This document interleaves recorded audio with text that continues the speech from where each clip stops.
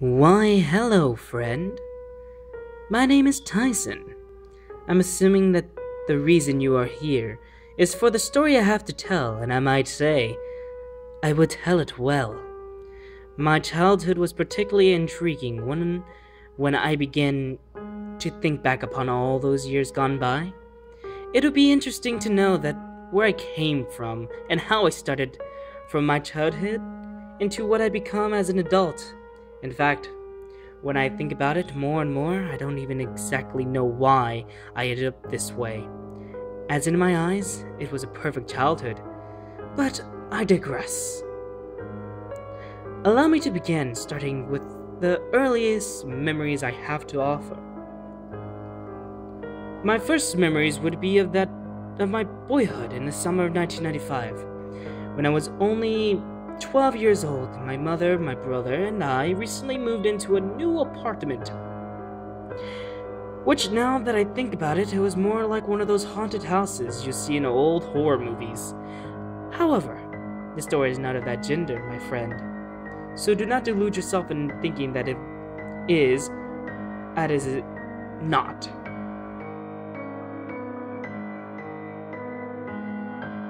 Me would be usually babysat by one of those neighbors when she was off at work.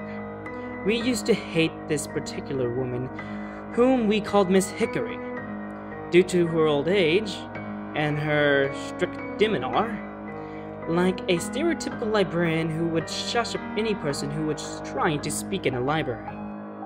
She would always sit on her back porch in a rocking chair and stare towards our house. Due to the fact that we live across the street from her, this served a dual purpose of also allowing her to watch for anyone getting near her vegetable garden, especially my brother and I. Every time me and my brother would get to be playing outside, she would growl at us for getting too close to her vegetable garden. She was damned convincing because every time we got near, it would just yell and scream at us, not to or else, and almost immediately, we would run and turn tail and back home. I would tell ya, when you 12 years old and you hear those words, you really begin to think, what will she do to you? I mean, me and my brother, and would consistently try to come up with what she might do to us if we even get near to her garden. But despite this, we didn't heed her warning and did stay away from it. Despite the woman's consistent nagging, and my brother and I, we began to explore more and more of the house progressively and got braver and braver with each visit, especially since all we have at her house was either read or take naps in her living room. Her house wasn't very large, but by my guess, I would say it would have been at least 2 stories, around 5-6 rooms in it.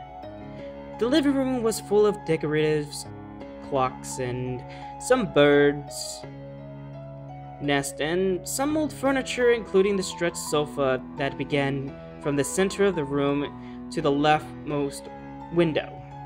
Oh, and speaking of the windows, in the room she had 2 large windows in the living room, which one was behind the couch and the other one was seated to the right of the couch, which... oh darn, I forgot this particular window.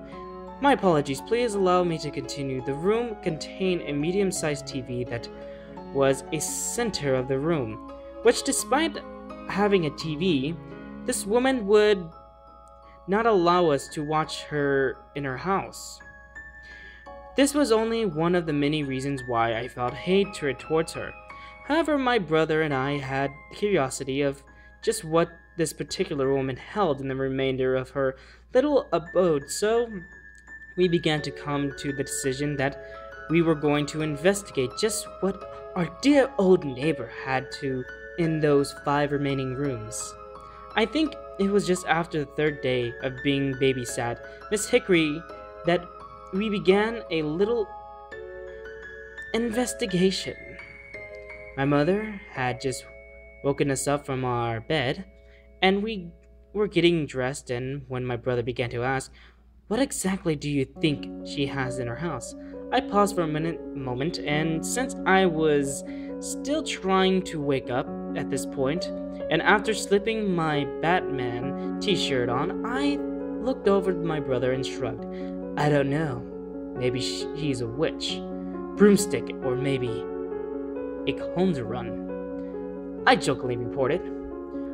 We had always thought of Miss Hickory as a witch since she was very old, and she tended to look like a wicked in her old rocking chair and growling at us the rest of the day in our little neighborhood. The morning went on, and the daily routine with me heading to the kitchen and get some breakfast. My mother and I quietly ate our Cocoa Puffs, and my mom quietly busted herself and with getting ready to go to work. Suddenly she stopped in a midst of routine and looked at us with a worried look. Are you okay? You usually aren't this quiet in this morning. I didn't want to worry about my mother, so simply I looked up at her and I smiled. Yeah, we're fine, Mama. I guess we are still waking up. I laughed a bit at the thought, but I felt a bad taste in my mouth, as I usually do when I lie, even to this day, and kindly reassured my mother that everything was okay.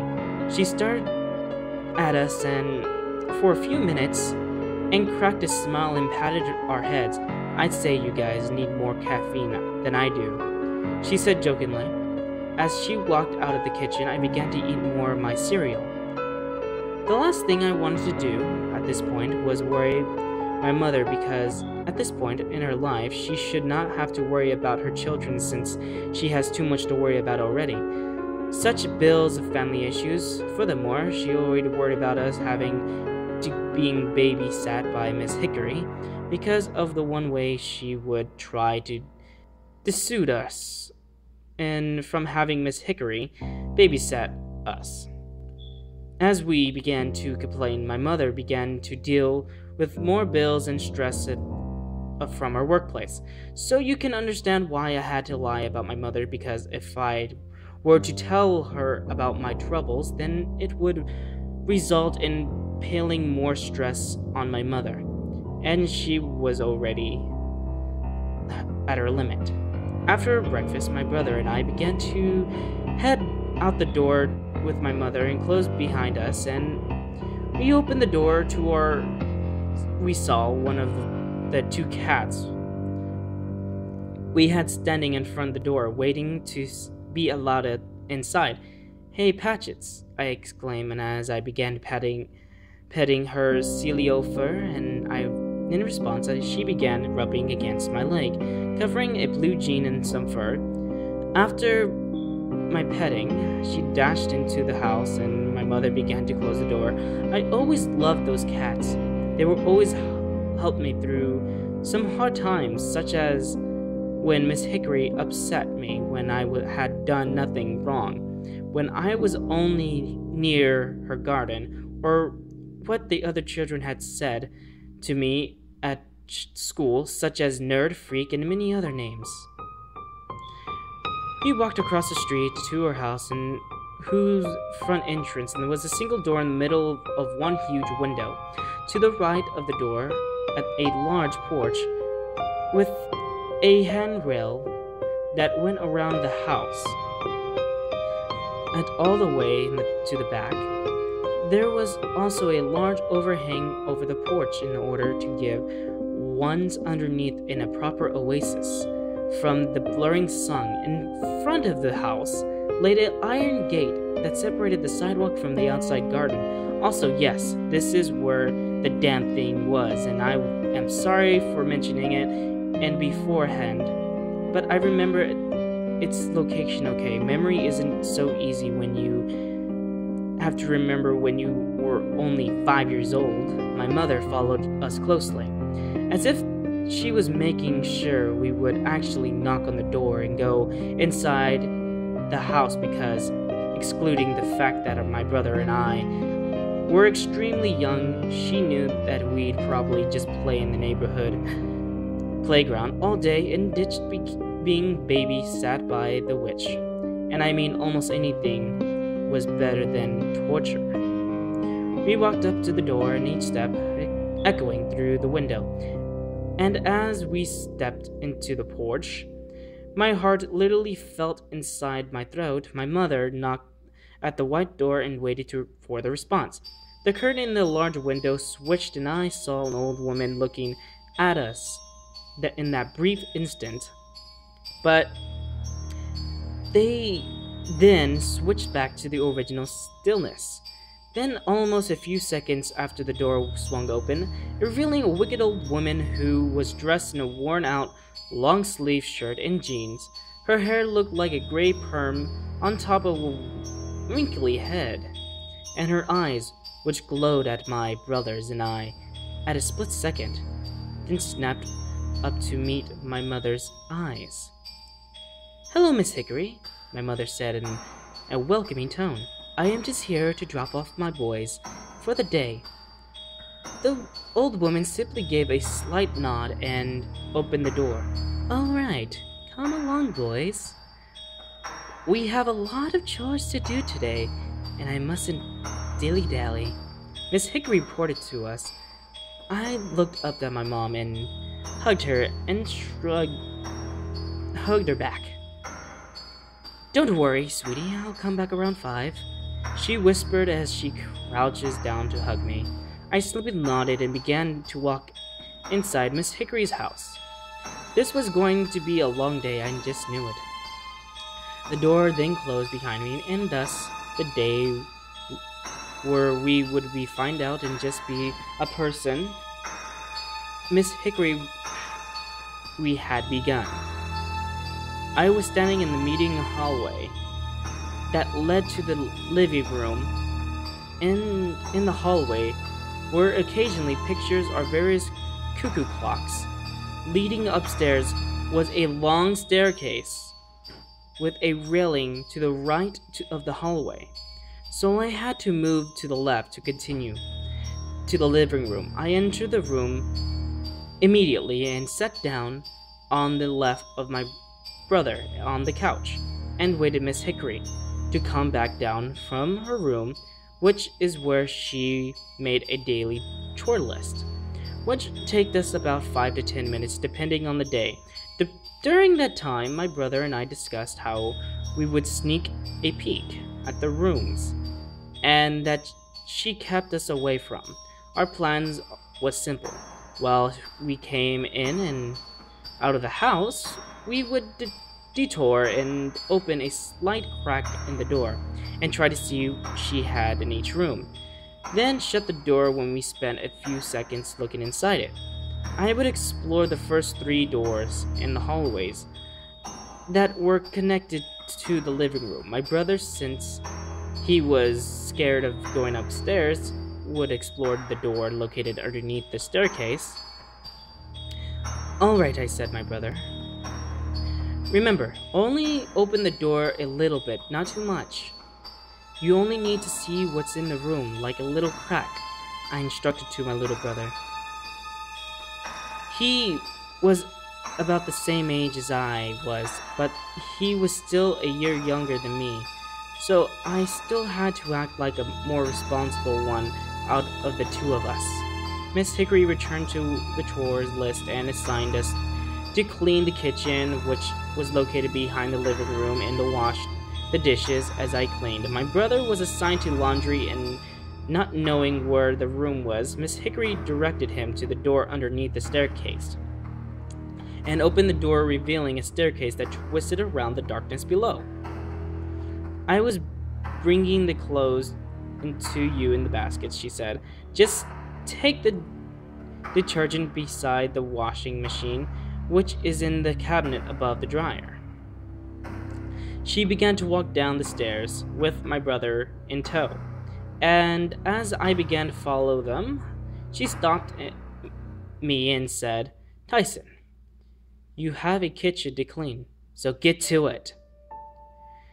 Knowing that she would probably yell at me, I walked over to the kitchen and opened the door, which was located a few feet from the couch. The kitchen was not too much to look at. Its flooring was a white tiled floor that looked like it had been recently cleaned. In the cleaner of the room was a medium-sized coffee table that had several wooden chairs. To the right of the coffee table was the countertop that stretched from the back of the room, where in the top right corner of the room was the door that led in the backyard. To the wall that was beside me, there were two windows in the room, one to the left of me that viewed our house and the street that separated the two houses. The other was located above the stove, which lay in the near center of the counter, which viewed the backyard. And honestly, I was pretty much a boring little room, but I do remember being particularly disgusted of the coffee table because that was where Miss Hickory cut her vegetables, which already smelled horrible at the taste, was widely varied from a weird, sour, tangy taste to sort of a sweet taste within each of the vegetables. It was really weird on how I would play a sort of a guessing game at lunch, other than a little nitbit of contempt that I had against the room. I was rather content with it. While I cleaned the dishes, I began to think about what my brother was expecting, and that's a supposed laundry room, and what he was talking in from that room, and or what exactly was in that room. Despite this thought, I finished my work, and after putting away the dishes, I walked over to the kitchen door and peeked out to see Miss Hickory was anywhere in sight. Seeing that she wasn't, I was quietly tiptoed over the hallway and began to make my way to the door that was right across from the staircase. I quickly looked back at the open door to the so-called laundry room and saw Miss Hickory had still not returned from the room. Within the mind, I slowly began to open the door until there was a crack in the doorway. Once I opened the door, just enough to allow me to see inside, I peered into the room.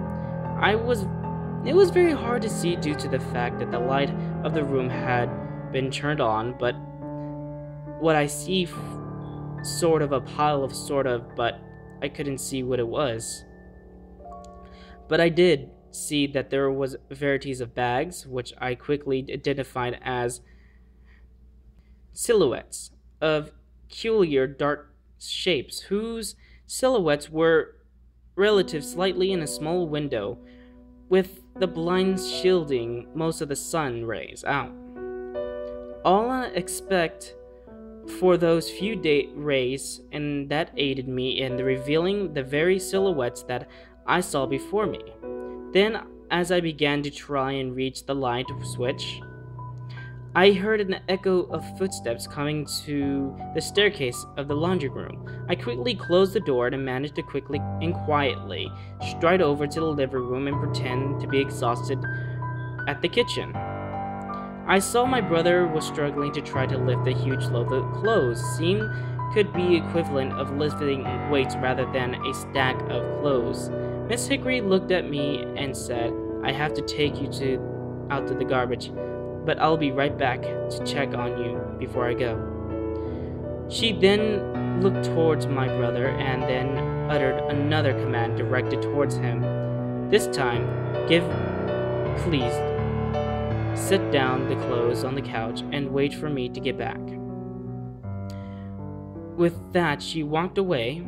After the sound of a nearby door closing, my brother and I set the clothes down on the couch, and once we had set everything down, he began to detail the room that he went into. Apparently, there was a room floor concrete in the wall, where red bricks laid in the plaster link each individual brick to one another. The room itself contained a variety of boxes of assortments, a different antique that my brother could not recall, since the room was very quiet and dark. Furthermore, the only source of illumination were a slight flickering light bulb that dangled from the thread and medium-sized window, which viewed the grass of the front yard and some of the streets. From the window, steam lights of sunlight, it revealed that the washing machine, or as my brother put it, a washer machinery, or a white dryer, it would seem pretty much the same as the kitchen, meaning it was pretty ordinary to the cliche type of room to an elderly person that would have. Now that I think about it, was there anything else? I asked him. He looked at his head and said, "Nothing, but big brother." He said reassuringly. I simply sighed and nodded my head. In a few minutes, Miss Hickory returned to the garbage bag and handed, which looked like Tyson, she said, interrupting my thoughts. "You and Gavin help vacuum the living room while I throw away some trash." I look at the bag at the second, recognize I almost instantly, as though she raised it above her hips. It was the same sort of bag that resembled the same shape and the size of the bag that I saw in that room that I peeked into just a few minutes ago. Yes, I thought of myself in triumph that I might discover what exactly was in those bags. Perhaps from the discovery, I might be able to discover what exactly she was hiding, but I would have to wait, because if I began dangling through the garbage in the middle of the day, she might discover that I was up to something. So I would wait until the end of the day. After she walked away, I told my brother about my plan. She reluctantly agreed after I told him that all we were going to do was sneak out of the bedroom window, sneak around the back of the neighborhood dump, which is where the dumps most of her garbage, and it was conveniently just at the end of the street, which would take only a few minutes to walk, or in our case, sneak over to. With our plans set, we continued on with our chores, and the day was usual, and I began to think about what she had in that garbage bag, and the other idea to sneak another peek in the room that bags originally was in, however, knowing that it would be back in a second, also adding on to the fact that extremely nervous, and at this point I could not take the risk of entering that room with that over my head.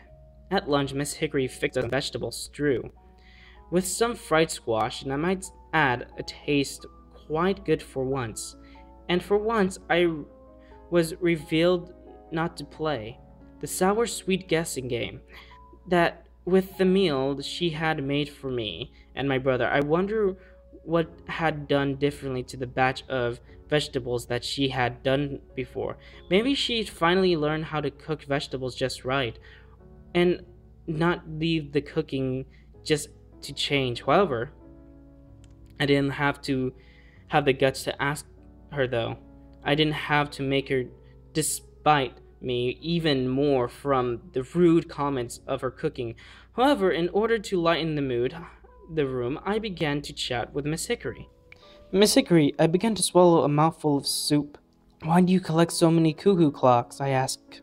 "Well," she began, "my father collected them when I was a young girl, and I guess I like the way they reminded me of him."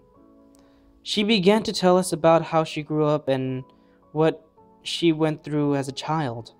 I listened instantly at what she had to say, but my brother was only paying attention to the soup, either out of empathy for the old woman, or just didn't want to listen to an elder rambling about her life in the past. Either way, I began to see this old woman wasn't some crazy old lady, but just some lonely old woman who had endured the torment of time. During the time that we used for lunch, which was from 12 to 1:30, she told me the tales of her youth. One of my favorites was the tale that she told me of when she married a charming young man who swooned off her feet when she was only 17. Also, she told me that they had married one another right after high school graduation. She would go on and on about how much she loved her husband and how much he loved her, but sadly her husband passed away. only a year ago, and she looked as though she was trying to hold back some tears as she spoke about him. His name was Jonathan, she said dreamily. He was a wonderful man who would make me feel so warm inside, as love does to a young girl's heart. But he used to wake me up every morning, make me breakfast, and tell me how I reminded him of the sparkling morning sun. I just wish that I could still feel that sort of love before. I looked up to Miss Hickory, and she looked as though she was on the edge of tears, so being as young as I was, I asked, "Do you miss him?" She did, even though looking back at me, but simply nodded, then got up from the coffee table and placed her plate into the sink and began washing it. While washing the dishes, she asked me, "Tyson, have you ever felt what love feels like?" That question was baffled me in a little, and I was taken back by what she had said. I looked down at my soup and began to think of when was the last time I felt loved. Then listened to remember that I had loved my cat Patchets. She would always comfort me whenever I got home, and she would rub against me, and I would pick her up and hug her. The sort of love felt so warm to me. I love my cat Patchets.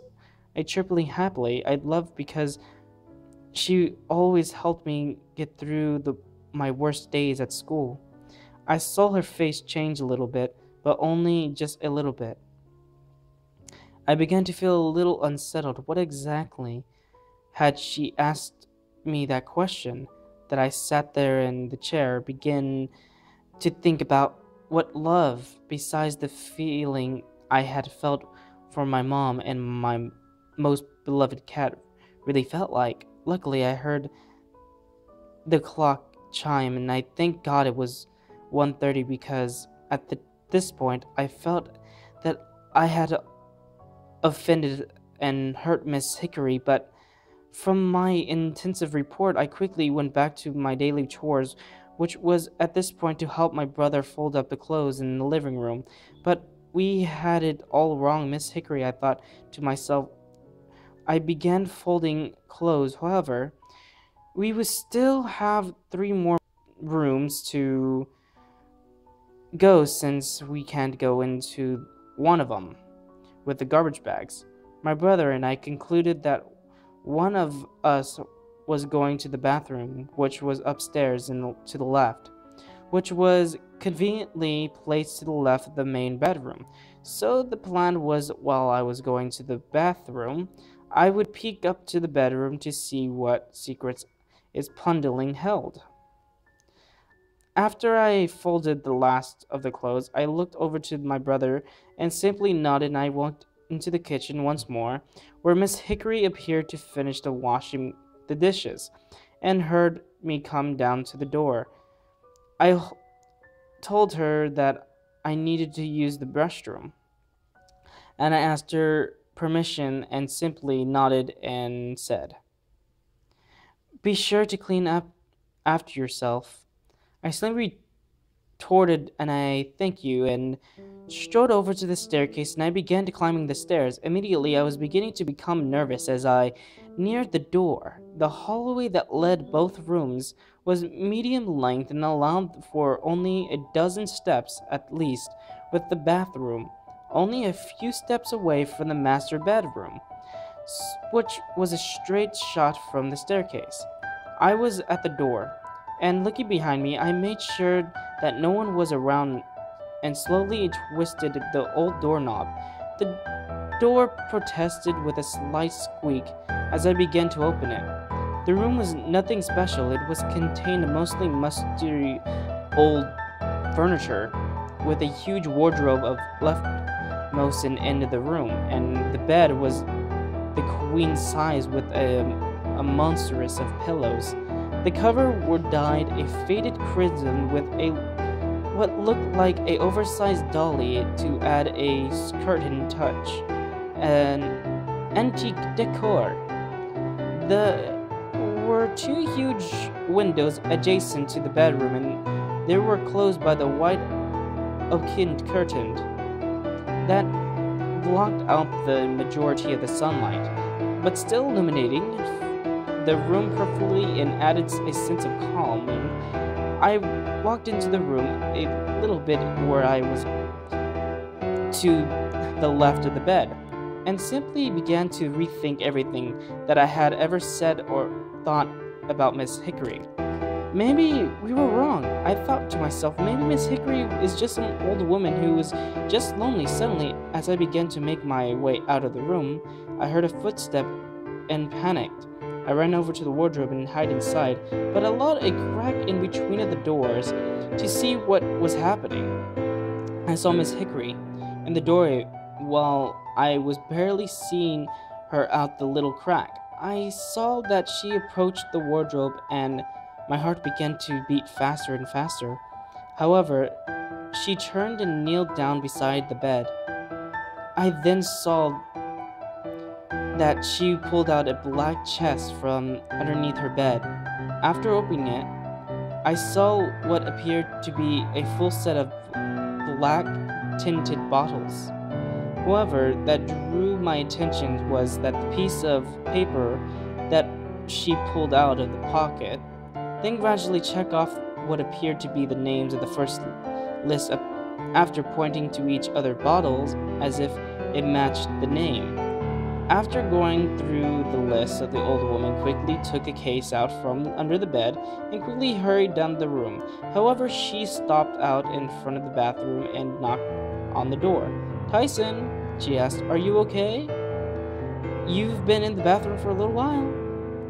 She then motioned to the doorknob, and just as that I thought she would find out that I was in the room, I heard my brother's voice echo through the house. "Miss Hickory," he exclaimed, "I forgot there were to get the paper towels. I accidentally spilled some water." She withdrew her hand from the doorknob and uttered a quick curse. So she quickly went away from the room, and I heard the dull echoing of each step that she took down the stairs. I quickly exited the room with the most quickness and went into the bathroom. I breathed a sigh of relief and leaned against the wooden of the door. After the experience, and due to the fact that I had explored the last room in her house, I decided that I had enough in adventuring for one day. However, I couldn't help but think about what that list was and what exactly was those bottles for. Maybe our plan took through the garbage we had to answer I wanted. I had a feeling that those bags could possibly be linked to those bottles. I told my brother about the events upstairs and began to become increasingly nervous about the plans to go Dunsbury, driving to find the answer we more than my brother and at this point wanted. However, he did agree to go to this little night outing to the conditions. He said that if anyone comes near to us at any point, we were going to run straight back home. I reluctantly agreed to his terms. After the clock turned 5, my brother and I began to get ready for our mother to pick us up from the torment.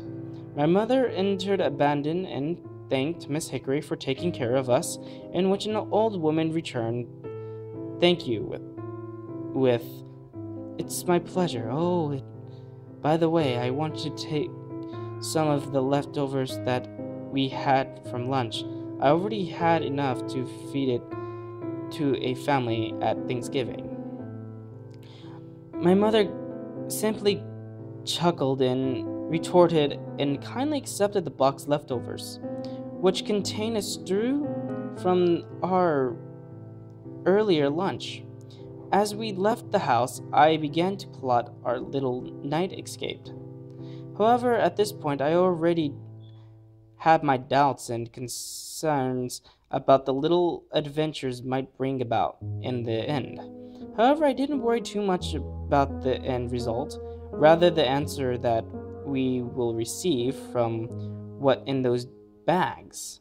After we entered our house, with one of two cats, Patches, scampering out of the house, we each took out our own shower and redressed ourselves in comfortable clothing. My outfit was in the form of a blue jacket due to the fact that it was going to be cold tonight, and jeans. My brother was wearing a long sleeve shirt and some of hand-me-down blackish baggy pants. My brother and I agreed to the once we had dinner, we would sneak out of our rooms and out of the windows at 12 at night. Because of our mother fell asleep around 11, but just to make sure, we wanted to wait until we knew for sure that she was asleep, especially due to the fact that her room was just down the hall from our own bedroom. Within his mind, we had to make sure we wouldn't be awakened by the late antiques. As we sat down to dinner table, my brother and me simply eyed the pot that our mom was cooking supper in. And boy, did it smell divine. The only thing our mind at that point was food. My mother simply kept stirring up the pot, and she was doing so that she could ask us how our day went. Graving told her about Miss Hickory was being very angry that he spilled some of the water in the kitchen, as he said. It was because he didn't see the coffee table, of course, but my mother and I thought it was hilarious, so we both laughed at Graven's supposed excuse to being a klutz. Once dinner was served, which were the leftovers that Miss Hickory gave us earlier in the evening, while we ate the soup, I began to asking my mother how was her day and such. She told me that her day was very good. I could tell that one of her sexist co-workers had said something to her the way that it was due to the fact that she was slouching, and her eyes looked gloomy, and with her mascara hazily grappling to cover her black streaks around her eyes. So, being the happy one of the three of us, I told her how Graven had pronounced washing machine. I got her laughing and smiled a little bit, but made me feel better that I can still cheer her up. My alarm went off besides my bed, and I hit the snooze button to stop in continuing to repetitive tone. The time had finally come out of the what exactly those bags held. I still dressed in what I put on. I got a black from Miss Hickory's house and woke up Graven and quickly opened the window. Due to the reason our houses was only one story, the window only showed the backyard, that the fence was separated our house from the run-down factory right across from us. We each got out of the window, bringing the flashlight with us. We then closed the window just enough so that there was a crack in the seal so that we could fit our fingers under it in order to get back in the house. With everything set, we nodded in agreement and headed down the street to the neighborhood dumpster. The dump was nothing special. It was a large blue container that had two black flap doors, which served as it opened. The entire container was surrounded by a concrete wall, which helped to be kept garbage by falling out. As we neared it, the perfume of the garbage intoxicated the air and made it Graven nearly gag, but we had a mission to accomplish. So we quickly covered our noses with our t-shirts and nodded. The top of the container was too tall for either of us to reach. Graven, who was more athletic out of two of us, gave me a boost. I grabbed the filthy rim of the container opening.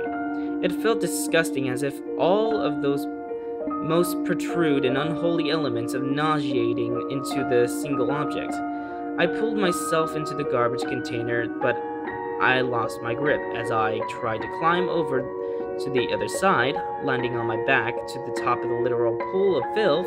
I nearly gagged in the smell and sheer feeling the garbage liquiding, slipping into my jacket. It felt even more repugnant. I got up and dusted myself off, and after pulling out my flashlight, I began to dig through the cesspool. "Tyson," my brother called out to me. "Suddenly someone's coming," he exclaimed through his whisper.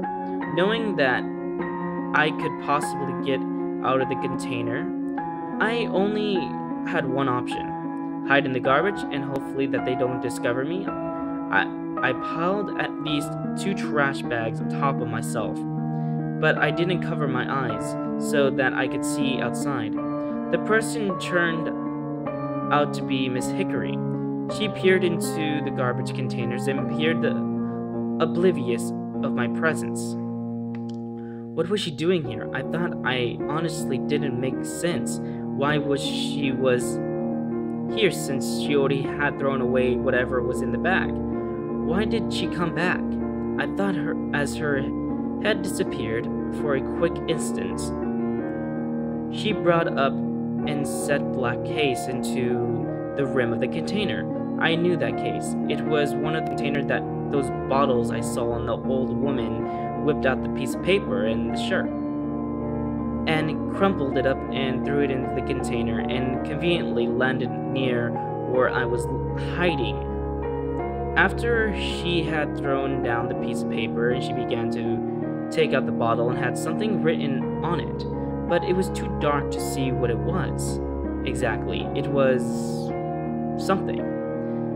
She then took off the top of the bottle and dumped out what looked like a black liquid. The liquid splattered onto my face, and I thank God I had covered my mouth with a bit of my jacket. However, the liquid stung my eyes, began to blacken out of my visions from the pure instance of it. She then dropped the bottle down the container, which I could hear the shattering of the glass near my hiding spot. I still could not see her, but then I felt something hit me in my stomach. It felt like something slightly heavy but slightly flexible. I then heard Miss Hickory say, "Thank you for all you have done, love, that you have to give." Then I heard her walk away until I could hear no more, were the buzzing of the street lamps. I then quickly began to get up out of the garbage and began rubbing my eyes and get rid of the stinking sensation in the liquid that had given me. As I got up, I then fell over whatever was previously on my stomach. Falling on my eye on top of it, I began to slightly, and my God, I wish I hadn't. There was right in front of me was a skinny cat. It was muscles and pink, pinkish gray, and its eyes were locked onto me, and it looked horrifying. There, with the panic overwhelming me, I kicked the body away and slid to the back of the container. That's when something stabbed me in the back. I reached in the back, and whatever stabbed me, and it was a piece of a bottle. However, now that I could see, I could finally make out what was in the bottle. I reached back and pulled out whatever was stabbing me, and however, now that I could see, would finally make out the letters of the bottle. They were LOVE. I threw the pieces as soon as I read, because I looked up. I saw the corpse that was now upside down, revealed a gasping hole in the chest, and the heart would be the liquid, the blood of the cat. Now that I thought about it, I had seen Miss Hickory and add some of this into the soup that had made the days before. I began to scream, but all I could hear was this sickening gargling sound as I tried to scream out the world I had just experienced, but the blood speed into my mouth forbade me from doing so. That cat, in suddenly realization, was my cat, Patches. The reason I knew because I screamed, I tasted the blood, and it was not a bad taste for the love I have give her.